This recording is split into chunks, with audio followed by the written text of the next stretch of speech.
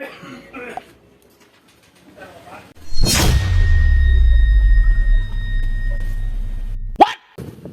what's up guys? Pumunta tayo ng motor trade sa Bulacan, Bulacan. So, nandito tayo ngayon sa may Bangbang. Papalit tayo ng baterya kasi lopat na yung baterya natin.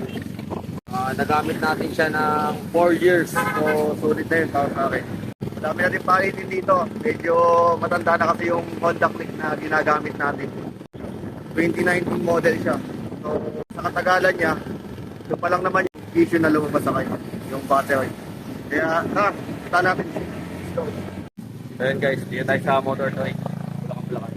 Kaya tayo.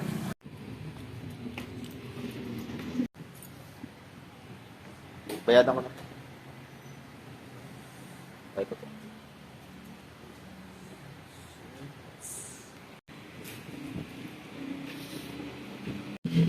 Yan guys, nakabili na tayo. 1,852. So yan guys, nakabili na ako ng baterya. Ang brand nga pala niya is Yuasa.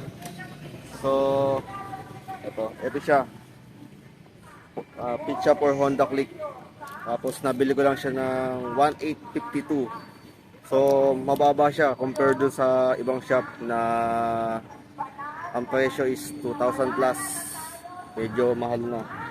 Tsaka isa pa, kagandahan dito, original siya. Kasi marami nang naglabasan na peking baterya ngayon. Kaya guys, be aware sa mga binibili natin. And make sure na tama at yung mga binibili nating tindahan ay legit like Motor Trade.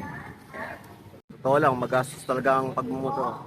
Pero dito tayo masaya at ito yung talagang nakasanayan. Alam naman natin kung saan tayo masaya. Siyempre, hindi tayo pa pwede na babasagin lang yung iba. So, yun lang. Gusto kong pasalamat doon sa mga ilang nag-sponsor sa atin. Hindi ko na sila papangalanan kasi ayaw din nilang post yung mga pangalan. So, low-key people lang sila. So, yun lang. Yun lang masasabi ko guys. Hindi na ako nag-helmet kasi parang almost 500 meters lang to sa bahay namin. Tsaka isa pa, luwag naman dito sa bayan namin.